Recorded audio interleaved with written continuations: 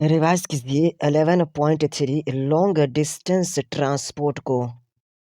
Earlier stage में आपने एक एक्सपेरिमेंट किया होगा, जहां एक्सपेरिमेंट के दौरान आपने कलर्ड वाटर में वाइट फ्लावर वाली ट्विग यानी कि टहनी को डाला होगा तथा कलर चेंज को भी देखा होगा। ट्विग की कटे एंड को कुछ घंटे तक सॉल्यूशन में रहने के बाद आपने निश्चित ही उस रीजन को ध्यान से देखा होगा जिसमें से कलर्ड वाटर का मूवमेंट होता है। यह एक्सपेरिमेंट आसानी से प्रदर्शित करता है कि वाटर का मूवमेंट वैस्कुलर बंडल जाइलम के द्वारा होता है। जी हाँ, eight some earlier stage you might have carried out an experiment where you had placed a twig bearing white flower in colored water and had watched it turn color.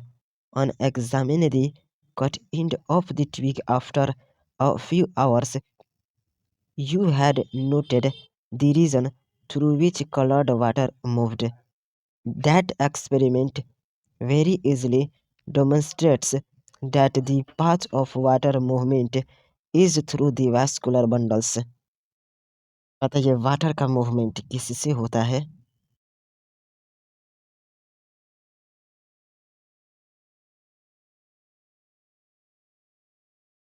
जी हाँ, water का movement vascular bundle xylem के द्वारा होता है। जी हाँ, water का movement vascular bundle xylem के द्वारा होता है। बताइए, प्लांट के अंदर लॉन्ग डिस्टेंस तक सब्सटेंस का ट्रांसपोर्ट केवल डिफ्यूजन के द्वारा क्यों नहीं हो सकता?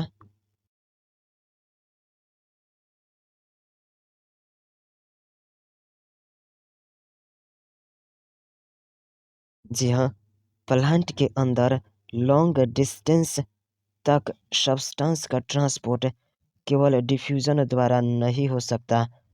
डिफ्यूजन एक स्लो प्रोसेस है।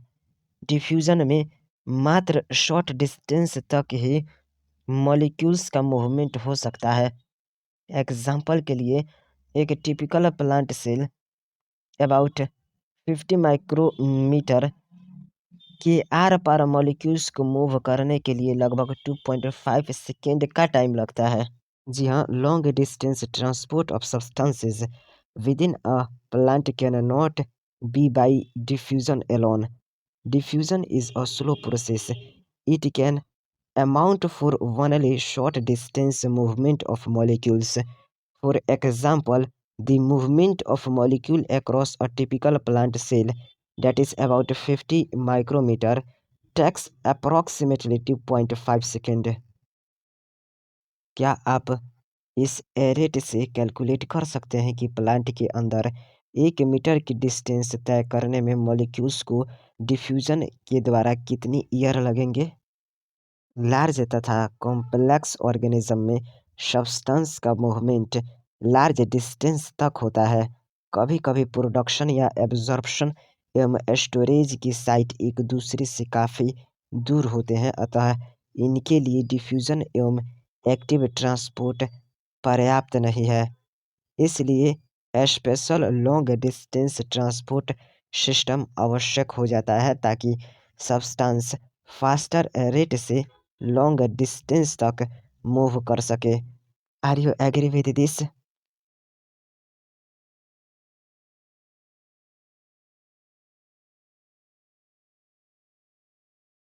जी हाँ, लार्ज तथा कॉम्प्लेक्स ऑर्गेनिज्म में सब्सटेंस का मूवमेंट लार्ज डिस्टेंस तक होता है।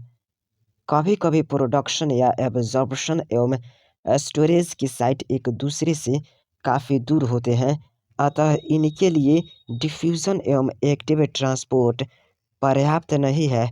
इसलिए special long distance transport system आवश्यक हो जाता है ताकि सब्सटेंस फास्टर रेट से लॉन्ग डिस्टेंस तक मूव कर सके। जी हाँ, in large and complex organisms often substances have to move to long distances. Sometimes the site of production or absorption and the site of storage are too far from each other. diffusion or active transport would not suffice. Special long distance transport systems become necessary as to move substances across long distances and at a much faster rate. बताइए, water, mineral तथा food सामान्यतः किसके द्वारा move करते हैं?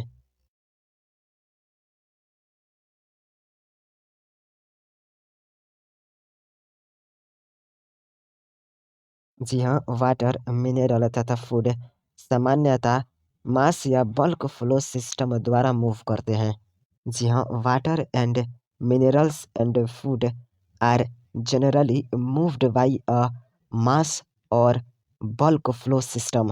जी हाँ, water and minerals and food are generally moved by a mass or bulk flow system. मास या बल्क फ्लो सिस्टम में सब्सटेंस का एक पॉइंट से दूसरे पॉइंट तक मूवमेंट किसके कारण होता है तथा मास फ्लो की क्या विशेषता है?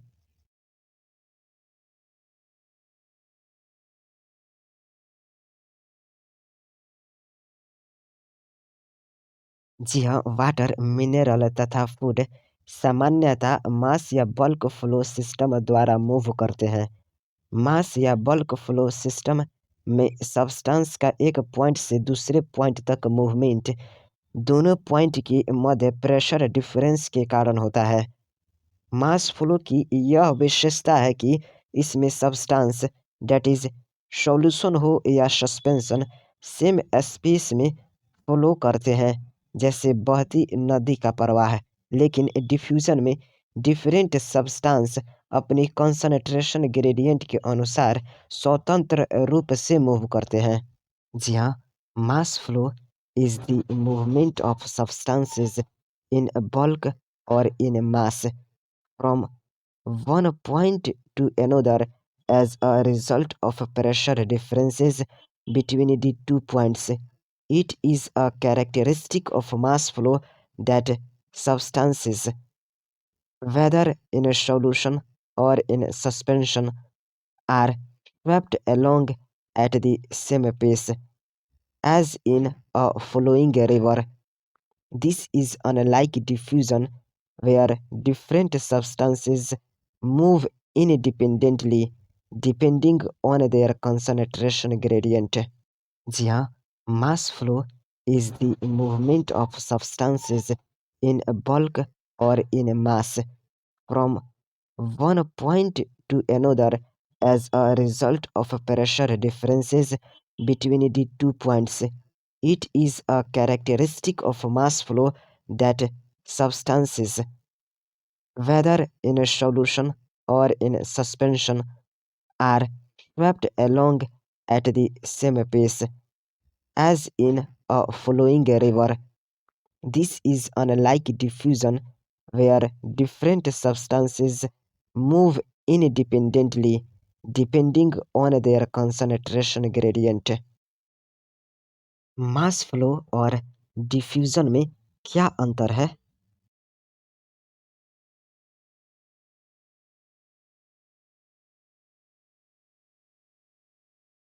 जी हाँ, मास फ्लो की यह विशेषता है कि इसमें सब्सटेंस दैट इज सॉल्यूशन हो या सस्पेंशन सेम स्पेस में फ्लो करते हैं जैसे बहती नदी का प्रवाह। लेकिन जी हाँ, लेकिन डिफ्यूजन में डिफरेंट सब्सटेंस अपने कंसंट्रेशन ग्रेडियंट के अनुसार स्वतंत्र रूप से मूव करते हैं।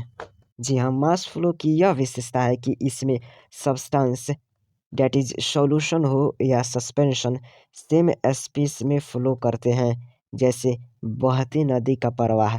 लेकिन जी हाँ, लेकिन डिफ्यूजन में डिफरेंट सब्सटेंस अपने कंसंट्रेशन ग्रेडियंट के अनुसार स्वतंत्र रूप से मूव करते हैं।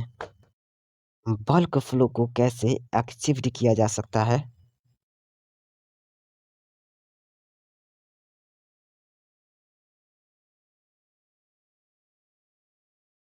जी हाँ, बल्क फ्लो को या तो पॉजिटिव हाइड्रोस्टैटिक प्रेशर ग्रेडियंट यानी एग्जांपल के लिए गार्डन हाउस या negative hydrostatic pressure gradient that is suction through a straw द्वारा प्राप्त किया जा सकता है।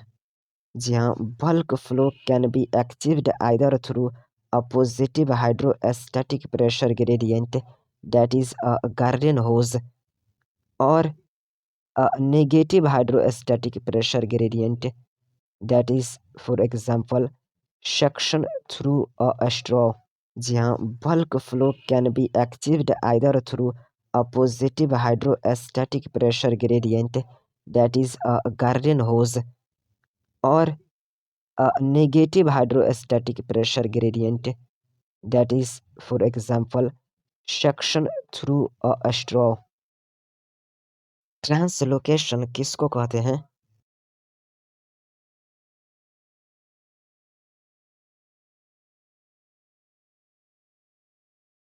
जी हाँ, प्लांट के कंडक्टिंग या वैस्कुलर टिश्यू के द्वारा सब्सटेंसेस के बल्क मूवमेंट को ट्रांसलोकेशन कहते हैं।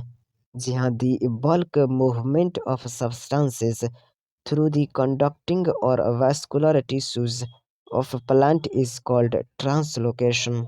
जी हाँ, the bulk movement of substances through the conducting or vascular tissues of a plant is called translocation। क्या आपको याद है जब आपने हायर प्लांट्स की रूट स्टेम तथा लीव्स के क्रॉस सेक्शन को देखा था तथा उनके वैस्कुलर सिस्टम का अध्ययन किया था? हायर प्लांट्स में हाईली स्पेशलाइज्ड वैस्कुलर टिश्यू पाए जाते हैं, इनका एग्जाम्पल बताइए।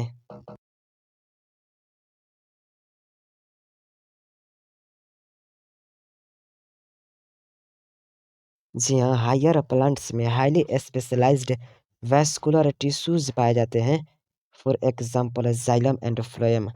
जी हाँ, the higher plants have highly specialised vascular tissues, xylem and phloem. जी हाँ, the higher plants have highly specialised vascular tissues, xylem and phloem. बताइए जाइलम क्या करता है और फ्लोएम क्या करता है?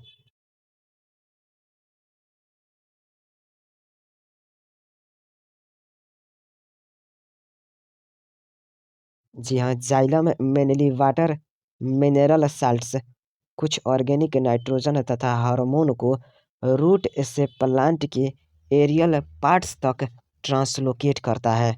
जी हाँ, xylem mainly water mineral salts, कुछ ऑर्गेनिक नाइट्रोजन तथा हार्मोन को रूट से प्लांट के एरियल पार्ट्स तक ट्रांसलोकेट करता है।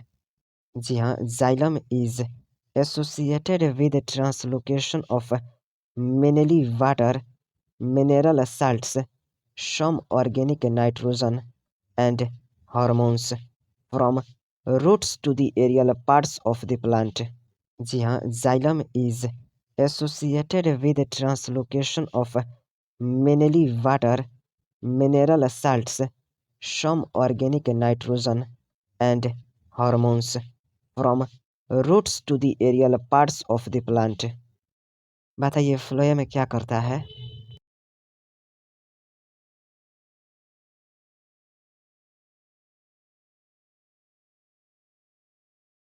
जी हाँ, फ्लोएम विभिन्न प्रकार के ऑर्गेनिक या इनऑर्गेनिक सॉल्यूट को मेनली लीव्स से प्लांट के अदर पार्ट्स तक ट्रांसलोकेट करता है। जी हाँ, फ्लोएम विभिन्न प्रकार के ऑर्गेनिक या इनऑर्गेनिक सॉल्यूट को मेनली लीव्स से प्लांट के अदर पार्ट्स तक ट्रांसलोकेट करता है।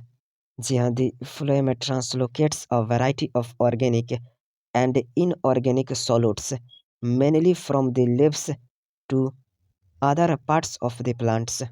जी हाँ, the phloem translocates a variety of organic and inorganic solutes, mainly from the leaves to other parts of the plants।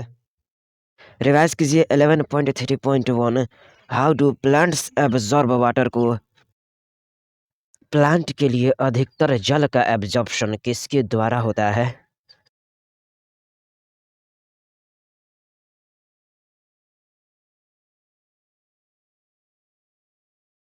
जी हाँ, प्लांट के लिए जल का अधिकतर एब्जॉर्प्शन रूट द्वारा होता है, इसलिए सॉइल को जल दिया जाता है। जी हाँ, the root absorb most of the water that goes into plants. Obviously that is why we apply water to the soil and not the leaves. जी हाँ, the root absorb most of the water that goes into plants. Obviously that is why we apply water to the soil and not the leaves. Water तथा minerals के absorption की responsibility किसकी होती है और ये कैसे होते हैं?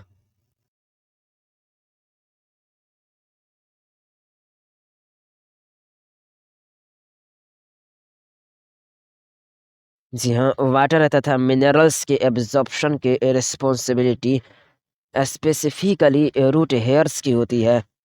रूट टिप्स पर लाखों यानी मिलियंस रूट हेयर्स पाए जाते हैं। रूट हेयर्स एपिडर्मल सेल्स के सिलेंडर एक्सपेंशन होते हैं। ये थिन वाल्ड होते हैं। जी हाँ, the responsibility of absorption of water and minerals is more specifically the function of the root hairs that are present in millions at the tips of the roots.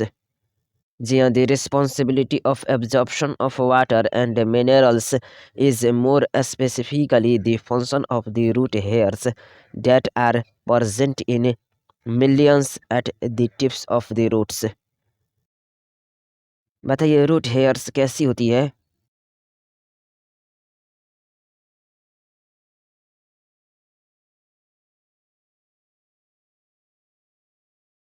जी हाँ, water तथा minerals के absorption की responsibility specifically root hairs की होती है।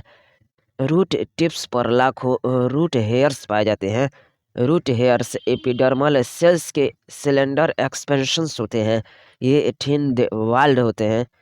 Root hairs absorption के लिए surface area बढ़ाते हैं। रूट हेयर्स की सहायता से डिफ्यूजन के द्वारा वाटर तथा मिनरल सॉल्यूट्स का एब्जॉर्प्शन होता है। जी हाँ, the responsibility of absorption of water and minerals is more specifically the function of root hairs that are present in million at the tips of the roots. Root hairs are thin-walled, slender extensions of root epidermal cells that greatly increase the surface area for absorption. Water is absorbed along with mineral solids by the root hairs purely by diffusion. जी हाँ, the responsibility of absorption of water and minerals is more specifically the function of root hairs that are present in million at the tips of the roots. Root hairs are thin-walled, slender extensions of root epidermal cells that greatly increase the surface area for absorption. Water is absorbed along with mineral solids by the root hairs purely by diffusion. बताइए absorbed water जड़ों की deep layers तक किन पाथों द्वारा move कर सकता है?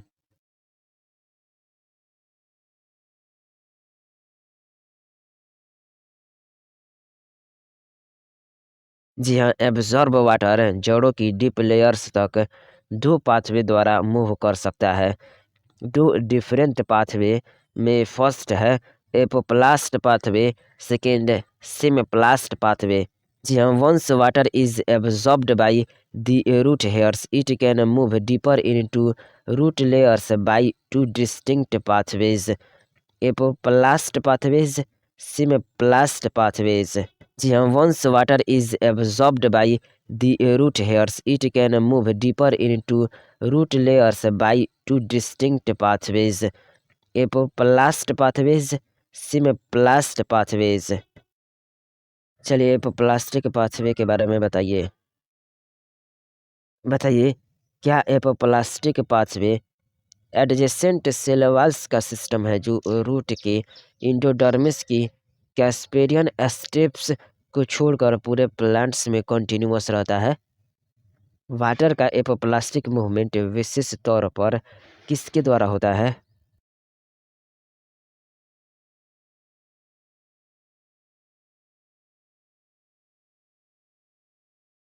जी हाँ, एपोप्लास्टिक पाथवे यह एडजेसेंट सेल वॉल्स का सिस्टम है जो रूट में एपिडर्मिस की कैस्पेरियन स्ट्रिप्स को छोड़कर पूरे प्लांट में तथा कंटिन्यूअस रहता है। वाटर का एपोप्लास्टिक मूवमेंट विशेष तौर पर इंटरसेलुलर स्पेस तथा सेल्स की वॉल्स के द्वारा होता है। जी हाँ, the apoplast is the system of adjacent cell walls that is continuous throughout the plant, except at Casparian strips of the endodermis in the roots. The apoplastic movement of water occurs exclusively through the intercellular spaces and the walls of the cells. जी हाँ, the apoplast is the system of adjacent cell walls that is continuous throughout the plant, except at Casparian strips of the endodermis in the roots. The apoplastic movement of water occurs exclusively through the intercellular spaces and the walls of the cells. बताइए क्या apoplast के माध्यम से होने वाला movement cell membrane को पार करता है?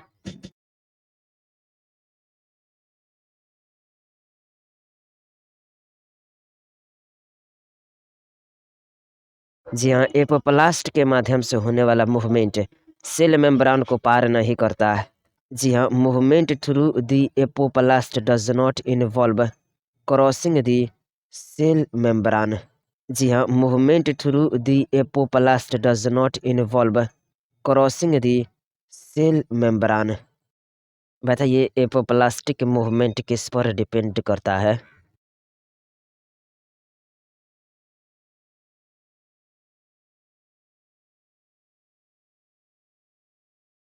जी हाँ, एपोप्लास्टिक मूवमेंट ग्रेडियंट पर डिपेंड करता है। जी हाँ, apoplastic movement is dependent on the gradient. जी हाँ, apoplastic movement is dependent on the gradient. बताइए क्या एपोप्लास्ट वाटर मूवमेंट में बाधा होता है तथा वाटर मूवमेंट मास फ्लो के द्वारा होता है?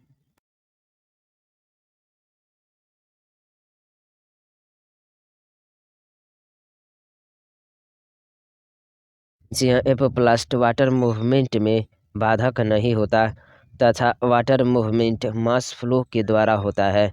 जैसे ही जल इंटरसेलुलर स्पेसीज या एनवायरनमेंट में इवापोरेट्स होता है तो एपोप्लास्ट में वाटर की कंटिन्यूअस स्ट्रीम में टेंशन डेवलप होता रहता है। अतः जल का मास फ्लो जल के एडहेसिव तथा कोहेसिव गुण के कारण होता है। जी हाँ, एपोप्लास्ट वाटर मूवमेंट में बाधक नहीं होता तथा वाटर मूवमेंट मास फ्लो के द्वारा होता है। जैसे ही जल इंटरसेलुलर स्पेसीज या एनवायरनमेंट में इवापोरेट्स होता है तो एपोप्लास्ट में वाटर की कंटिन्यूअस स्ट्रीम में टेंशन डेवलप होता रहता है। अतः जल का मास फ्लो जल के एडहेसिव तथा कोहेसिव गुण के कारण होता है। जी हाँ, एपोप्लास्ट वाटर मूवमेंट में बाधक नहीं होता तथा वाटर मूवमेंट मास फ्लो के द्वारा होता है। जी हाँ, the apoplast does not provide any barrier to water movement and water movement is through mass flow. जी हाँ, the apoplast does not provide any barrier to water movement and water movement is through mass flow. बताइए apoplast में water की continuous stream में tension कब develop होता है?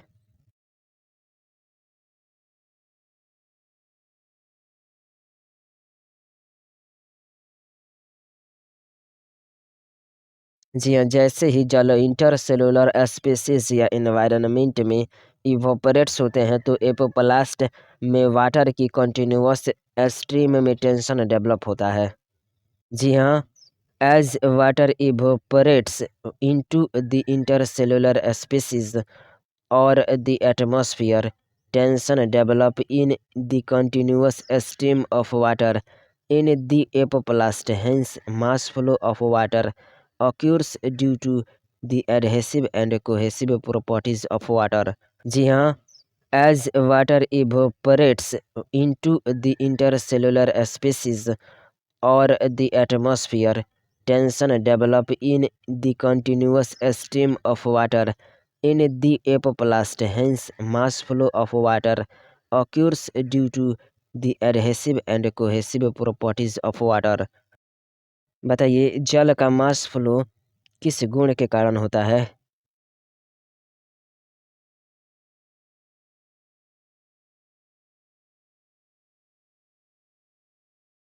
जी हाँ, जैसे ही जल इंटरसेलुलर स्पेसिस या इन्वायरमेंट में इवोपरेट्स होता है, तो एपोप्लास्ट में वाटर की कंटिन्यूअस स्ट्रीम में टेंशन डेवलप होता है रहता है। अतः जल का मास फ्लो जल की एडहेसिव तथा कोहेसिव गुण के कारण होता है। जी हाँ, as water evaporates into the intercellular spaces और the atmosphere, tension develop in the continuous stream of water in the apoplast. Hence, mass flow of water occurs due to adhesive and cohesive properties of water. जी हाँ, as water evaporates into the intercellular spaces or the atmosphere, tension develop in the continuous stream of water in the apoplast. Hence, mass flow of water occurs due to adhesive and cohesive properties of water. Symplastic pathway किसको कहते हैं?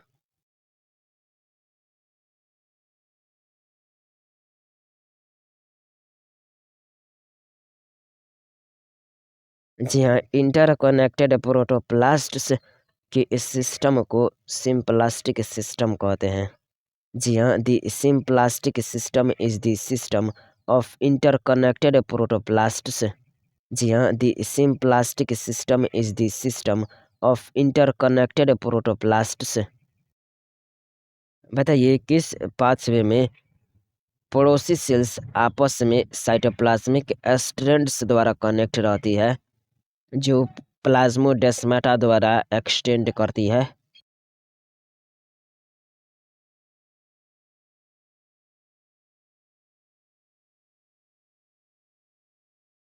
जी हाँ, interconnected protoplast के system को symplastic system कहते हैं। Symplastic system में पड़ोसी सेल्स आपस में साइटोप्लाज्मिक स्ट्रैंड्स द्वारा कनेक्ट रहती है, जो प्लाज्मोडेस्माटा द्वारा एक्सटेंड करती है। जी हाँ, the symplastic system is the system of interconnected protoplasts. Neighboring cells are connected through cytoplasmic strands that extend through plasmodesmata. जी हाँ, the symplastic system is the system of interconnected protoplasts. Neighboring cells are connected through cytoplasmic strands that extend through plasmodesmata. Symplastic movement के दौरान water किसके द्वारा travel करता है?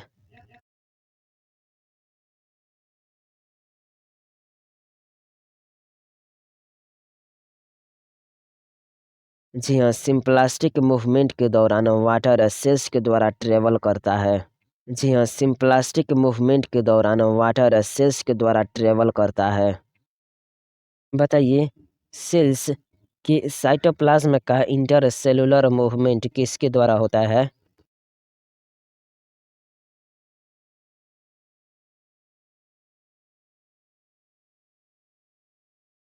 जी हाँ, sales के साइटोप्लाज्म का इंटरसेलुलर मूवमेंट प्लाज्मोडेस्माटा द्वारा होता है।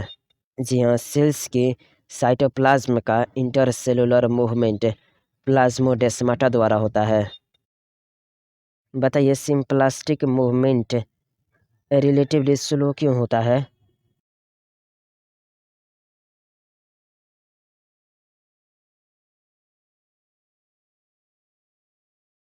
जी हाँ, सिम्प्लास्टिक मूवमेंट में जल सेल्स के अंदर सेल मेम्ब्रेन द्वारा प्रवेश करता है, इसलिए मूवमेंट रिलेटिवली स्लो होता है।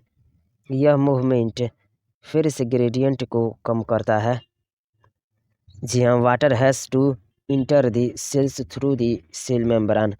Hence, the movement is relatively slower. जी हाँ, water has to enter the cells through the cell membrane. Hence, the movement is relatively slower. Movement is again down a potential gradient. जी हाँ, movement is again down a potential gradient. क्या सिमेप्लास्टिक movement में cytoplasmic streaming सहायता कर सकती है? यदि हाँ, तो आप साइटोप्लाज्मिक स्ट्रीमिंग को किसमें देख सकते हैं?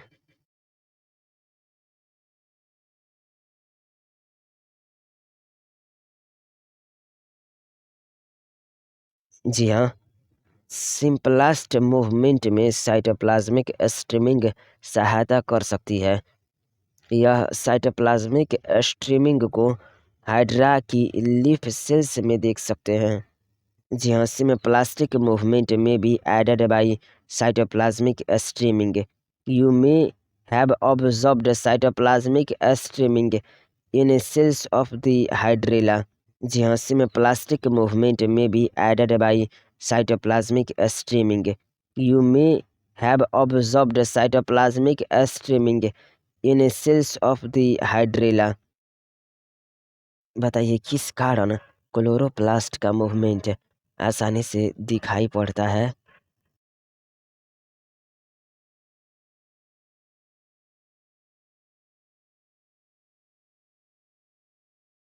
जी हाँ, साइटोप्लाज्मिक स्ट्रीमिंग के कारण क्लोरोप्लास्ट का मूवमेंट आसानी से दिखाई पड़ता है। जी हाँ, movement of chloroplast due to streaming is easily visible. जी हाँ, movement of chloroplast due to streaming is easily visible. Roots में अधिकतर वाटर का फ्लो किसके माध्यम से होता है?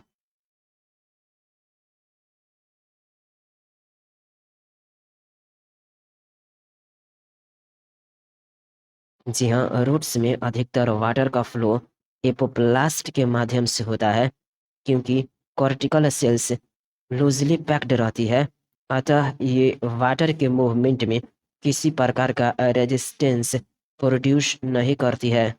जी हाँ, most of the water flow in the roots occur via the apoplast since the cortical shells are loosely packed and hence offer no resistance to water movement. जी हाँ, most of the water flow in the roots occur via the apoplast since the cortical shells are loosely packed and hence offer no resistance to water movement. बताइए endodermis किसको कहते हैं और यह impervious स्वभाव किस कारण से होता है?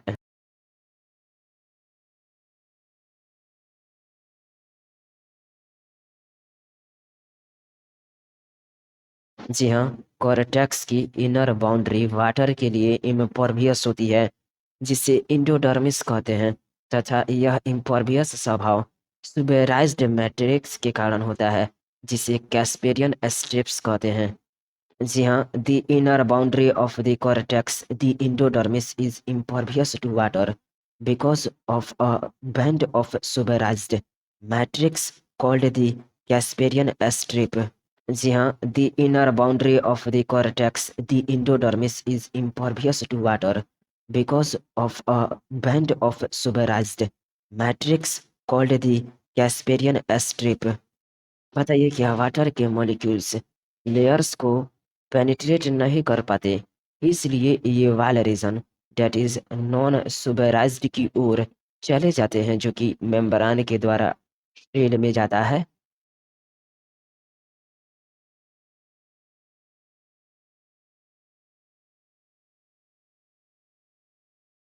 जी हाँ, वाटर के मॉलिक्यूल्स लेयर्स को पेनिट्रेट नहीं कर पाते, इसलिए ये वाल रीजन डेट इज नॉन सुबराइज्ड की ओर चले जाते हैं जो कि मेम्ब्रान के द्वारा शेल में जाता है। जी हाँ, water molecule are unable to penetrate the layer, so they are directed to wall regions that are not suberized into the shells proper through the membranes. जी हाँ, water molecule are unable to penetrate the layer, so they are directed to wall regions that are not suberized into the shells proper through the membranes. इसके पश्चात water सिंपलास्ट के द्वारा move करता है तथा xylem के shells तक पहुंचने के लिए पुनः मेम्ब्रान को क्रॉस करता है। जी हाँ, इसके पश्चात वाटर सिंपलास्ट के द्वारा मूव करता है तथा जाइलम के सेल्स तक पहुंचने के लिए पुनः मेम्ब्रान को क्रॉस करता है।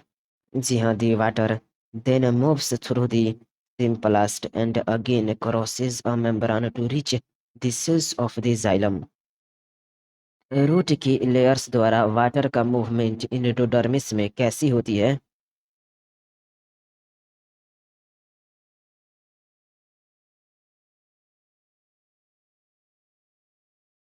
जी हाँ, रूट की लेयर्स के द्वारा वाटर का मूवमेंट एंडोडर्मिस में अल्टीमेटली सिंपलास्टिक होती है।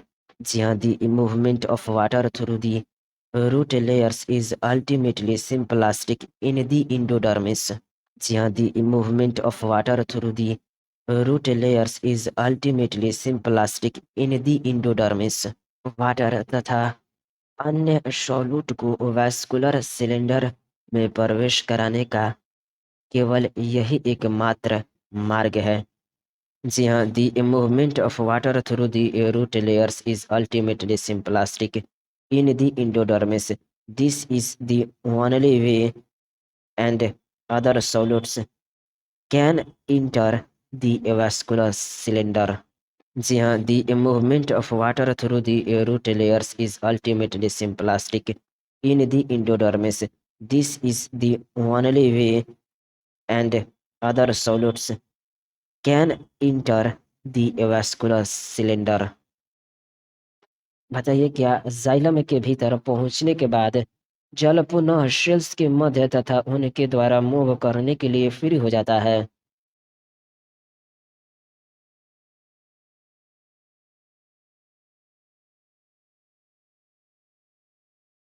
जी हाँ, जाइलम के भीतर पहुंचने के बाद जल पुनः सेल्स के मध्य तथा उनके द्वारा मूव करने के लिए फ्री हो जाता है। जी हाँ, once inside the xylem water is again free to move between cells as well as through them. बताइए, किस तरह के रूट में जल सीधे जाइलम वेसल्स या ट्रैकेट्स में प्रवेश करता है?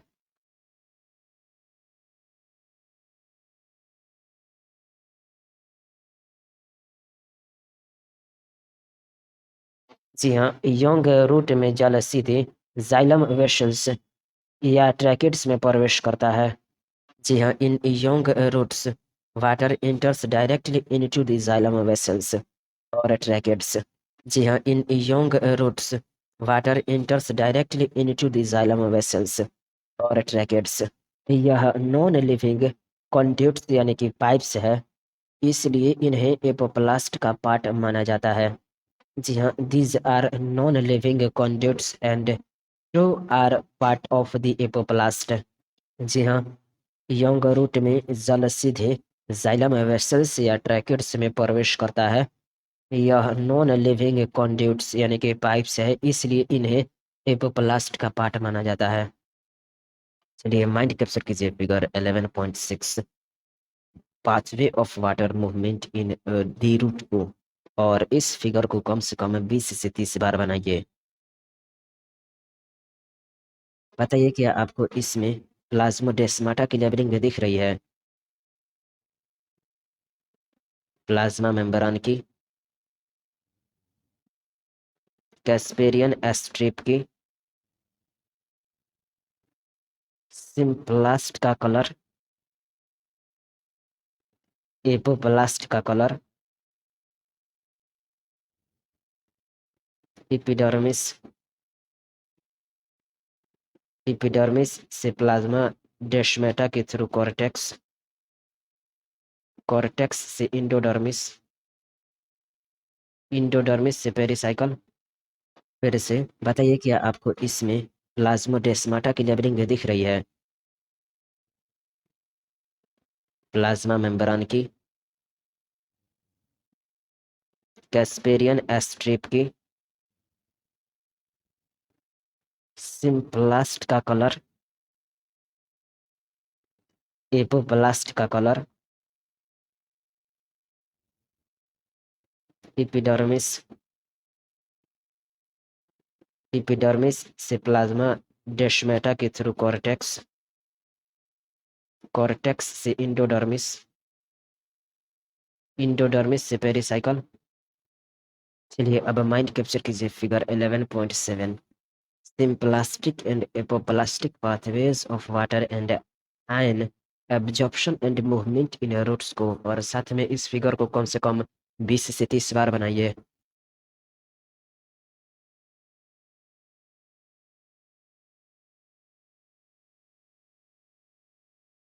बताइए क्या आपको इसमें सिम्प्लास्टिक पाथ की लेबलिंग दिख रही है?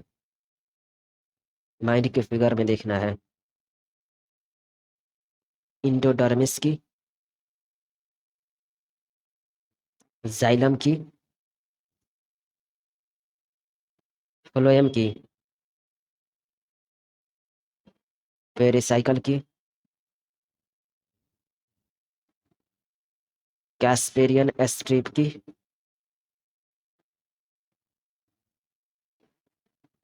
कोरेक्टक्स की, एपोप्लास्टिक पाथ की। फिर से बताइए क्या आपको इसमें सिम्प्लास्टिक पाथ की लेबलिंग दिख रही है? माइंड के फिगर में देखना है। इंडोडर्मिस की, जाइलम की, फ्लोएम की, पेरिसाइकल की, कैस्पेरियन स्ट्रिप की,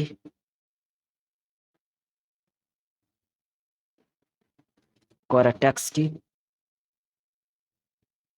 एपोप्लास्टिक पाथ की। फिर से बताइए क्या आपको इसमें सिम्प्लास्टिक पाथ की लेबलिंग दिख रही है? माइंड के फिगर में देखना है। इंडोडर्मिस की, जाइलम की, फ्लोएम की, पेरिसाइकल की, कैस्पेरियन स्ट्रिप की,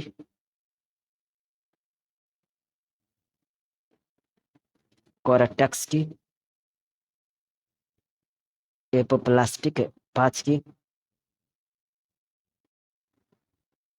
फिर से कुछ पौधे में जल तथा मिनरल को एब्जॉर्ब करने के लिए एडिशनल स्ट्रक्चर होते हैं, नाम बताइएगा।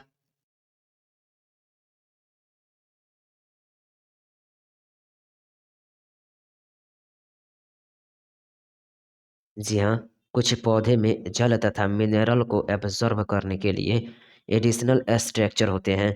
एग्जाम्पल के लिए माइकोराइजी, दैट इज फंगस का रूट सिस्टम के साथ सिम्बायोटिक एसोसिएशन।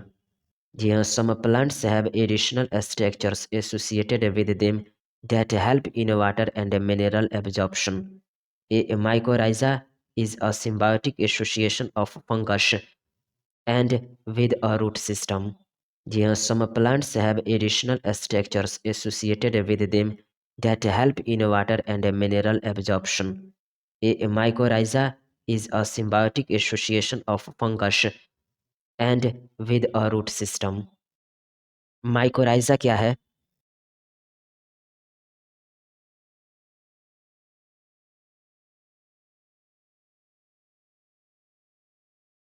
जी हाँ, फंगस का रूट सिस्टम के साथ सिम्बायोटिक एसोसिएशन को माइकोराइजा कहते हैं। जी हाँ, फंगस का रूट सिस्टम के साथ सिम्बायोटिक एसोसिएशन को माइकोराइजा कहते हैं। जी हाँ, फंगस का रूट सिस्टम के साथ सिम्बायोटिक एसोसिएशन को माइकोराइजा कहते हैं। फंगल फिलामेंट क्या करता है?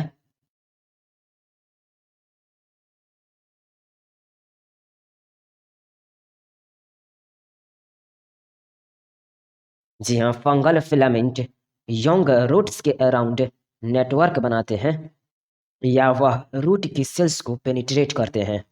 जी हाँ, fungal filament form a network around the young root or they penetrate the root cells। जी हाँ, fungal filament form a network around the young root or they penetrate the root cells।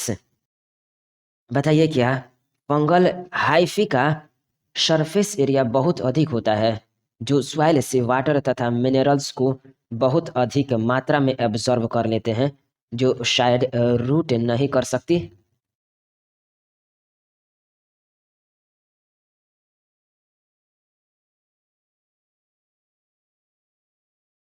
यहाँ fungal hyphae का surface area बहुत अधिक होता है जो soil से water तथा मिनरल को बहुत अधिक मात्रा में एब्जॉर्ब कर लेते हैं जो शायद रूट नहीं कर सकती। जी हाँ, the hyphae have a very large surface area that absorb mineral ions and water from the soil from a much longer volume of soil that perhaps a root cannot do। जी हाँ, the hyphae have a very large surface area that absorb mineral ions and water from the soil from a much longer volume of soil that perhaps a root cannot do। बताइए fungus root को क्या प्रदान करते हैं और बदले में root उनको क्या प्रदान करते हैं।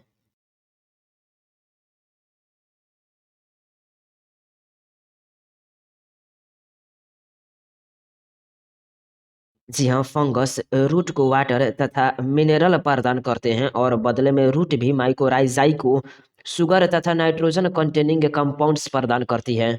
जी हाँ, the fungus provides minerals and water to the roots. In turn the roots provide sugars and nitrogen containing compounds to the mycorrhizae.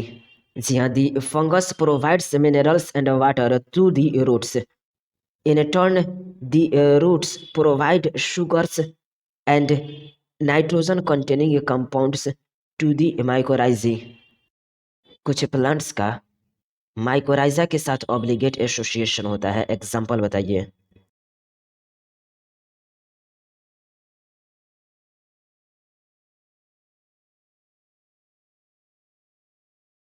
जी हाँ, कुछ प्लांट्स का माइकोराइजा के साथ ऑब्लिगेट एसोसिएशन होता है। एग्जाम्पल के लिए माइकोराइजाई के बिना पाइनस के सीड्स न तो जर्मिनेट कर सकते हैं और न ही स्टेब्लिश हो सकते हैं। जी हाँ, some plants have an obligate association with the mycorrhizae। For example, pinus seeds cannot germinate and establish without a presence of mycorrhizae। जी हाँ, some plants have an obligate association with the mycorrhizae। For example, pinus seeds cannot germinate and establish without a presence of mycorrhizae। Revise कीजिए 11.3.2 water movement of a plant को। बताइए plants soil से water को कैसे absorb करते हैं। Absorb water को vascular tissue में कैसे पहुंचाते हैं। वाटर प्लांट्स की डिफरेंट पार्ट्स तक कैसे पहुंचता है। वाटर का यह मूवमेंट एक्टिव है या अभी भी पैसिव है। चूंकि वाटर प्लांट्स के स्टेम में ग्रेविटी के अगेंस्ट मूव करता है तो इसके लिए एनर्जी कौन प्रोड्यूस करता है। रिवाइज कीजिए 11.3.2.1 रूट प्रेशर को। बताइए सॉइल के विभिन्न आयंस रूट के वैस्कुलर टिश्यू में कैसे ट्रांसपोर्ट होते हैं।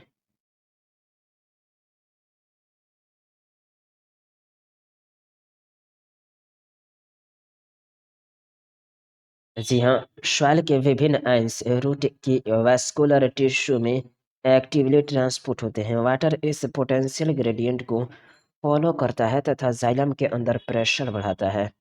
यह पॉजिटिव प्रेशर क्या कहलाता है।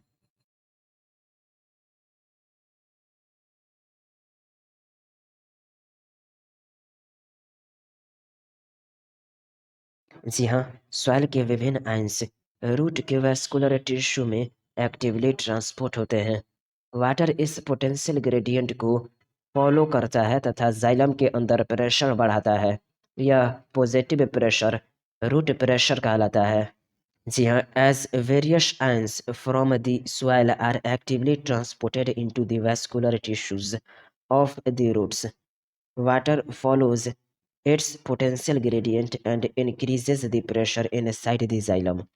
This positive pressure is called root pressure and can responsible for pushing up water to a small height in the stem. जी हाँ, as various ions from the soil are actively transported into the vascular tissues of the roots. Water follows its potential gradient and increases the pressure inside the xylem. This positive pressure is called root pressure and can responsible for pushing up water to a small height in the stem. जी हाँ, soil के विभिन्न ions root के vascular tissue में actively transport होते हैं।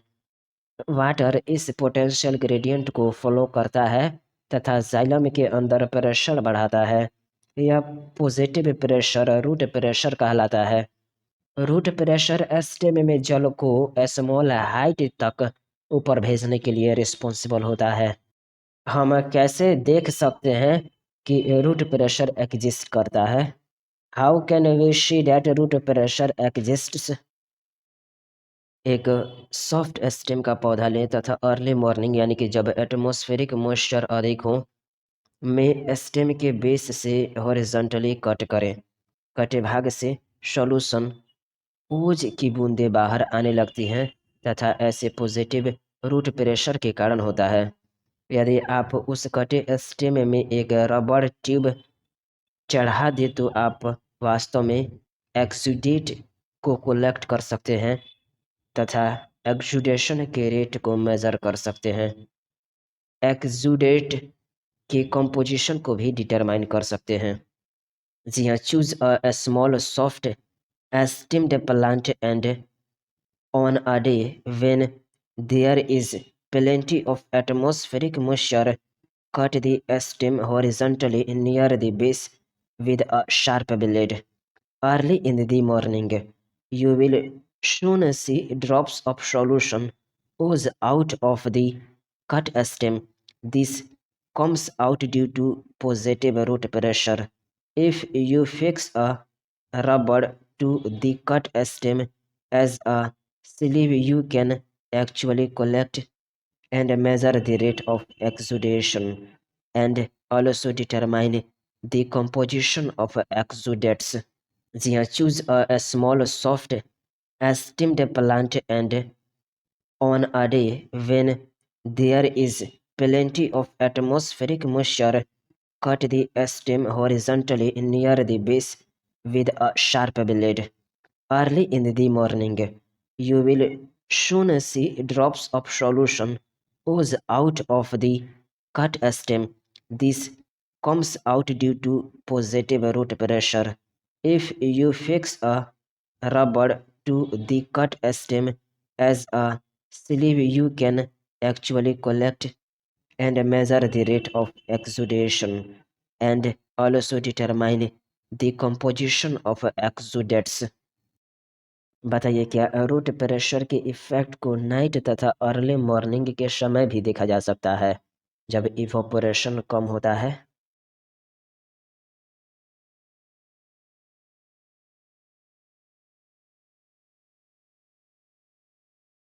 जी हाँ, root pressure के इफेक्ट को नाइट तथा अर्ली मॉर्निंग के समय भी देखा जा सकता है जब इवोपोरेशन कम होता है। जी हाँ, effect of root pressure is also observable at night and early morning when evaporation is low.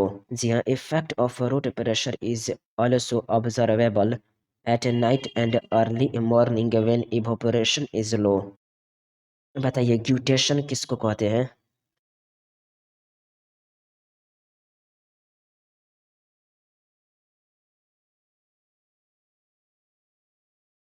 जी हाँ, रात तथा सुबह जब इवोपोरेशन कम होता है तो ग्रास ब्लेड्स की टिप के पास वेंस की स्पेशल ओपनिंग तथा कई हर्बेशियस प्लांट्स की लेव्स के चारों ओर वाटर की बूंदें जमा होती हैं। इस तरह लिक्विड के रूप में जल का लॉस ग्यूटेशन कहलाता है। जी हाँ, excess water collects in the form of droplets around a special opening of veins near the tip of grass blades and leaves of many herbaceous plants. Such water loss in its liquid phase is known as guttation। बताइए, क्या water transport के overall process में root pressure केवल एक modest यानी कि हल्का push ही प्रदान कर सकता है?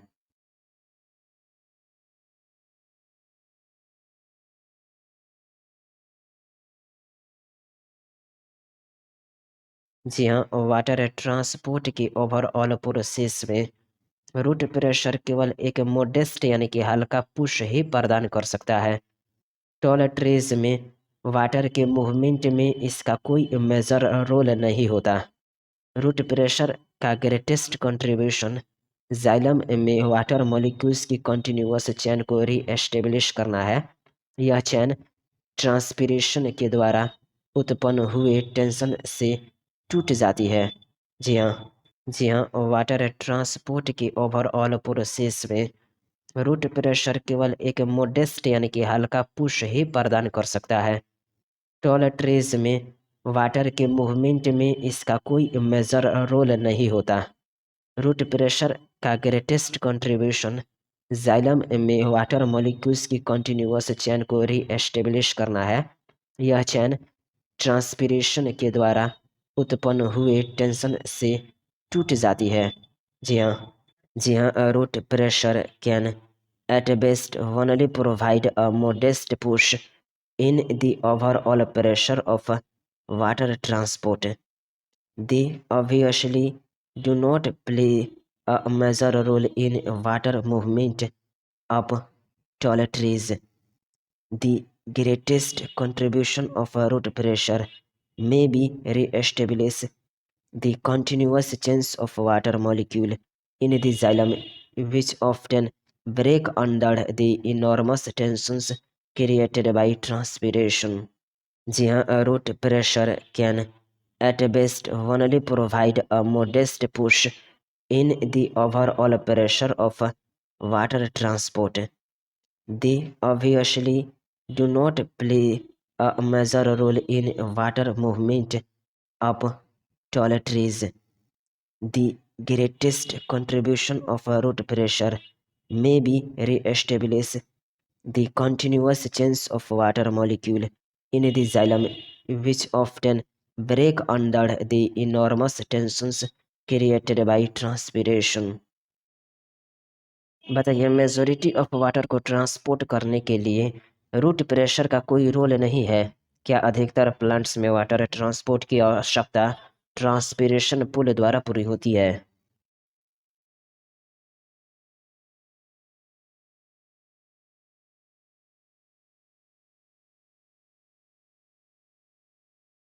जी हाँ, मेजोरिटी ऑफ वाटर को ट्रांसपोर्ट करने में रूट प्रेशर का कोई रोल नहीं है। अधिकतर प्लांट्स में वाटर की आवश्यकता ट्रांसपिरेशन पुल द्वारा पूरी होती है। जी हाँ, root pressure does not account for the majority of water transport. Most plants meet their need by transpiratory pull. जी हाँ, root pressure does not account for the majority of water transport.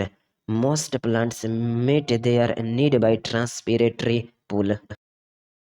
Revise कीजिए 11.3.2.2 transpiration pull को। Plants में heart या circulatory system absent होता है। इसके अतिरिक्त जाइलम के द्वारा ऊपर की ओर जल का फ्लो काफी हाई रेट से होता है, up to 15 metre per hours.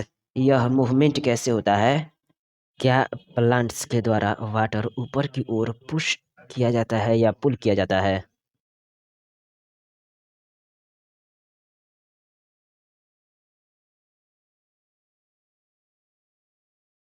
जहाँ प्लांट्स द्वारा वाटर ऊपर की ओर पुश किया जाता है या पुल किया जाता है। अधिकतर रिसर्चर्स सहमत हैं कि पौधे द्वारा वाटर पुल किया जाता है तथा इस प्रोसेस का ड्राइविंग फोर्स ट्रांसपिरेशन है।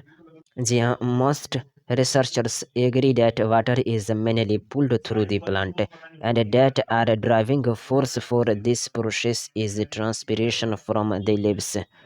बताइए यह कौन सा मॉडल कहलाता है?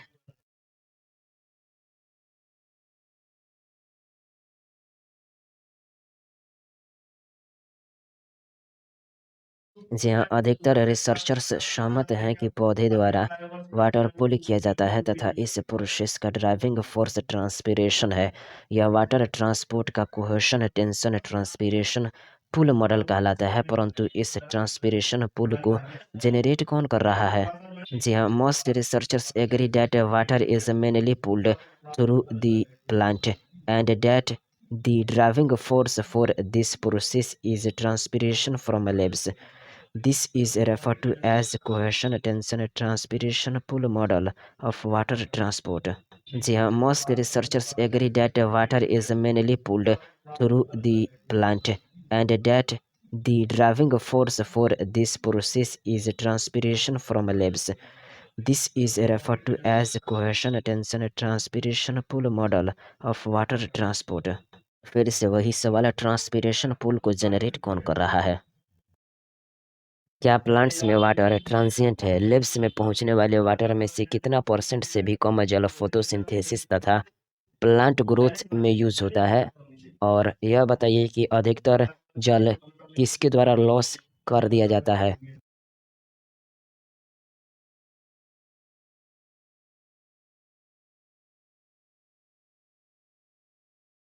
जी हाँ, प्लांट्स में वाटर ट्रांजिएंट है। लिव्स में पहुंचने वाले वाटर में से 1% से भी कम जल फोटोसिंथेसिस तथा प्लांट ग्रोथ में यूज होता है। अधिकतर जल पत्तियों में उपस्थित स्टोमाटा द्वारा लॉस हो जाता है। वाटर का यह लॉस ट्रांसपिरेशन कहलाता है।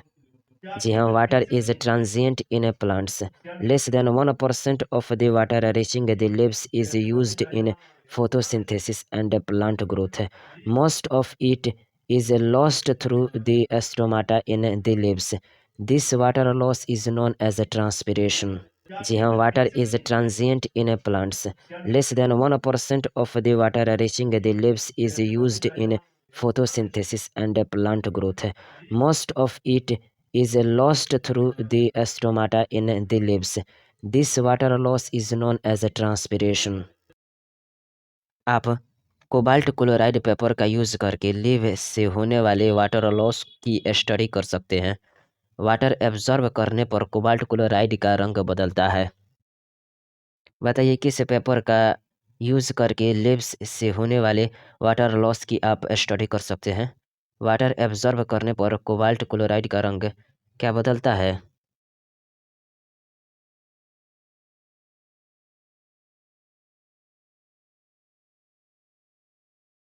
जी हाँ, आप कोबाल्ट क्लोराइड पेपर का यूज करके लीव्स से होने वाले वाटर लॉस की स्टडी कर सकते हैं। वाटर एब्जॉर्ब करने पर कोबाल्ट क्लोराइड का रंग बदलता है। जी हाँ, you have studied transpiration in an earlier classes by enclosing a healthy plants in polythene bag and observing the droplets of water formed inside the bag. जी हाँ, you could also study water loss from a leaf using cobalt chloride paper, which turns color on absorbing water.